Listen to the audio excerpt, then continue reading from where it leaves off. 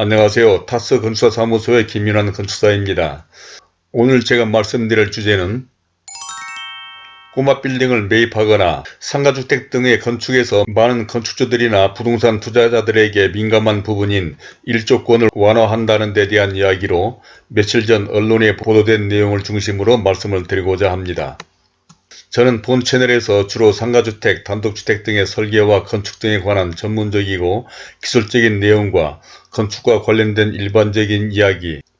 특히 재테크, 부동산적인 말씀을 드리고 있는데, 이 두 주제가 상가주택이나 단독주택 등 건축을 하고자 하시는 분들에게 참고가 될 내용이고, 앞으로도 설계와 공사에 관련된 내용도 계속 보완해 나가겠으며, 이러한 내용을 알고 싶으신 분은 본 채널에 초기에 제작된 영상들이 많으니 참고해 보시기 바랍니다. 그럼 오늘의 이야기를 시작해 보겠는데, 지난 27일 머니투데이라는 경제신문에 국토교통부가 문재인 대통령이 강조한 획기적인 주택공급 확대를 위해서 일조권 규제 완화를 검토하고 있다고 보도했습니다. 그러니까 24일 국토부는 다음 달 설 이전에 발표하기로 한 주택공급 대책에 일조권 관련 규제를 완화한다는 내용을 담을 방침이라는 것으로 건축법 및 건축법 시행령상 일명 일조권 사선 제한과 인동거리 기준 등이 검토 대상으로 건축법 외 법을 통한 완화도 검토된다는 것인데, 이에 대해서 다음과 같은 5가지 내용으로 말씀을 드리고자 하는데, 끝까지 보시면 이러한 건물을 임대하거나 매입하는 등 부동산 투자를 하시려거나 재테크 등에 관심을 가지신 분 또는 이러한 상가주택이나 꼬마빌딩 등을 건축하시려는 분들에게 대단히 유익한 정보라고 판단되며, 먼저 보시기 전에 구독과 좋아요 그리고 선풀을 남겨주신다면 저에게도 큰 힘이 되어 이러한 영상을 만드는 데 도움이 될 것 같습니다.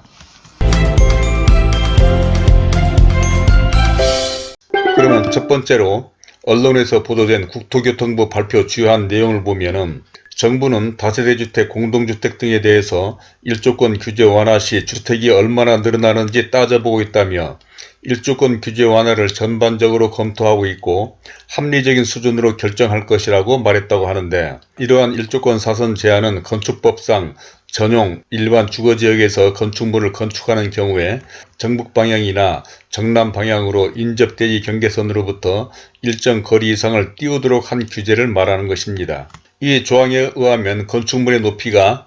9m 이하인 부분은 대지 경계선으로부터 정북이나 정남 방향으로 1.5m를 이격하고, 9m가 초과되는 부분에서는 해당 부분 높이의 2분의 1 이상 띄워야 하니 건물이 사선형이나 계단형으로 되는 경우가 바로 이 제한 때문인 것입니다.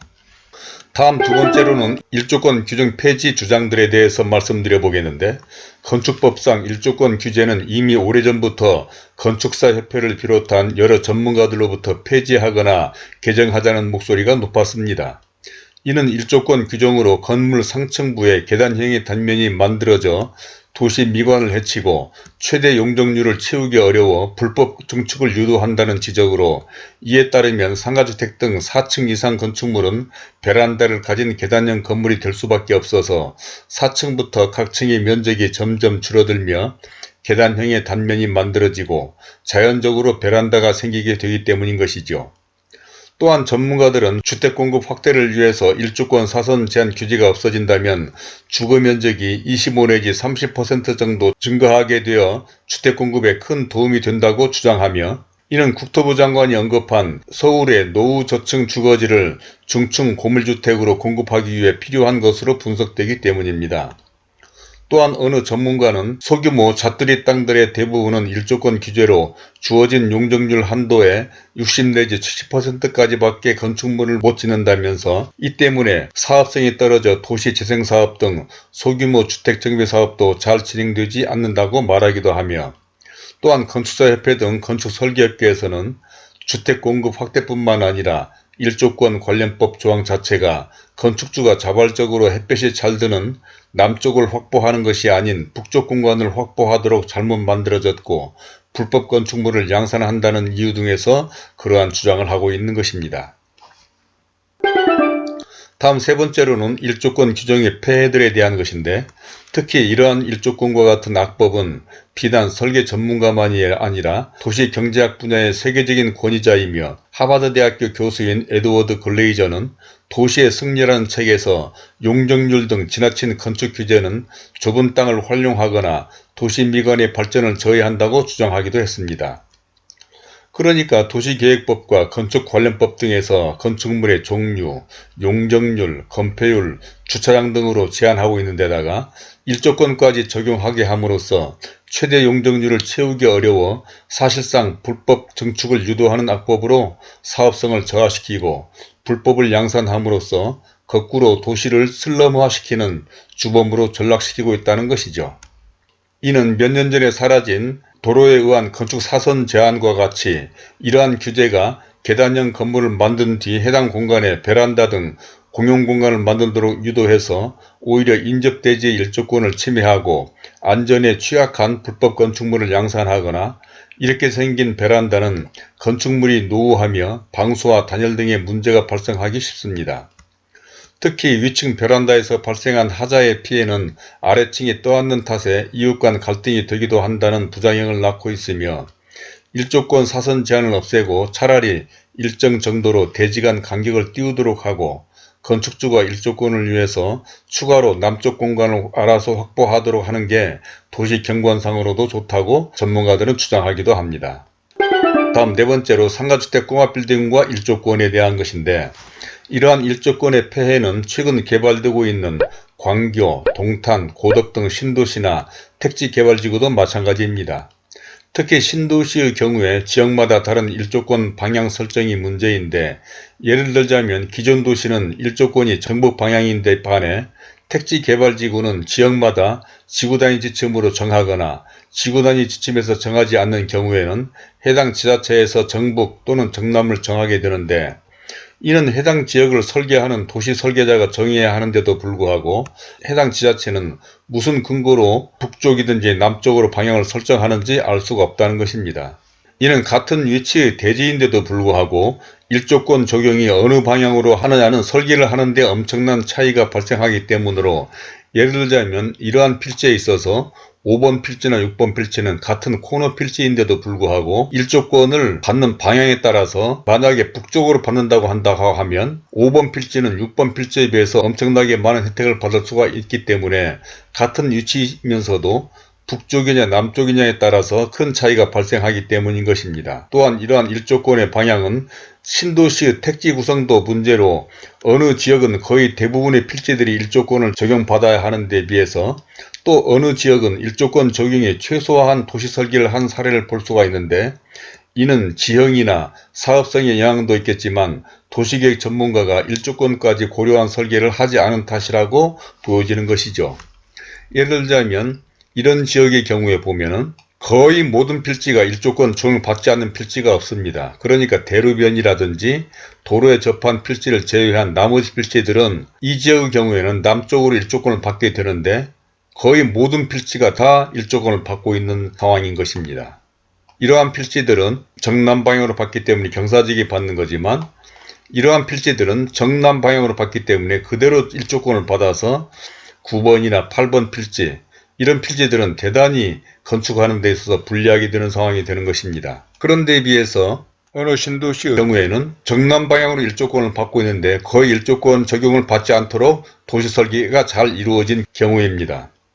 또한 상가주택은 특성상 1층 층고를 최대화하는 것이 좋은데, 현행 일조권에 따르면 9m까지는 1.5m만 이역하면 되다 보니 1층 층고를 높이는 데 한계가 있어 스키플로어 설계를 한다는 등 기형적인 설계를 하기도 하고, 거의 대부분의 상가주택의 3, 4층과 다락 부분이 경사지거나 계단형 건물이 되어 사업성에 문제가 있기도 하고, 또 사용자들도 불편할 뿐만 아니라 도시 전체의 미관에도 대단히 좋지 않다는 것입니다.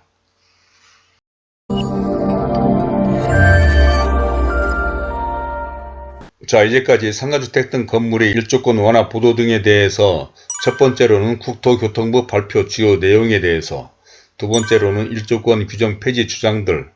세 번째로는 일조권 규정의 폐해들,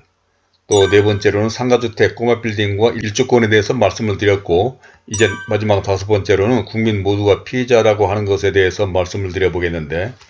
사실 이러한 일조권 문제는 비단 해당하는 필지의 건축주만이 아니라 모든 국민이 피해자라고 볼 수도 있습니다. 그러니까 입법 건축물을 임대하여 살고 있는 거주자도 각종 하자 위험을 안고 있고, 설계 없이 무단 증축하다 보니 안전을 담보할 수 없을 뿐만 아니라 무게중심이 달라져 내진성을 정확히 측정하기도 어려우며, 배관, 배선 등의 공사도 처음 고려했던 용량보다도 늘어나 과부하 문제를 겪을 수가 있기 때문인 것입니다. 즉, 베란다를 가진 건축물은 각종 하자의 가능성이 커 태생부터 건강하다고 보기가 어려워 정부나 건축주, 거주자, 나아가 깔끔하지 않은 가로 환경을 보는 모든 국민이 피해자이기 때문인 것이죠.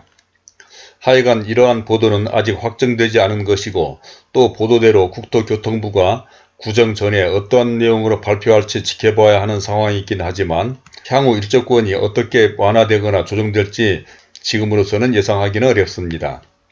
그러나 분명한 것은 1971년 이러한 일조권이 건축법 시행령에 처음 등장한 이후에 그때그때마다 약간씩 고쳐가며 지금까지 시행되고 있는데, 이제는 위에서 지적한 일조권에 대한 폐해와 전문가들의 주장, 그리고 마침 근본 주택공급 문제가 심각해지면서 주택공급 확대가 필요한 이 시점에서 어떤 형식으로든 완화되지 않을까 예상되기도 합니다. 그래서 이에 맞춰 대한건축사협회도 일조권 규제 완화 등을 담은 내용의 주택공급 확대를 위한 관련 제도 개선 방안 건의도 정부에 제출할 계획이라고 하는데,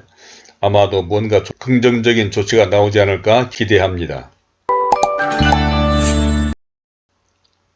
자, 그러면 앞으로 더 구체적인 내용이 발표되는 대로 더 자세히 설명을 드리도록 하겠으며, 구독과 좋아요를 눌러주시면 본 채널에 관련된 다른 영상을 보실 수가 있고, 또 화면 왼쪽에 제가 추천하는 이 영상들도 참고해 보시길 바라며 오늘은 이것으로 줄이도록 하겠습니다. 감사합니다.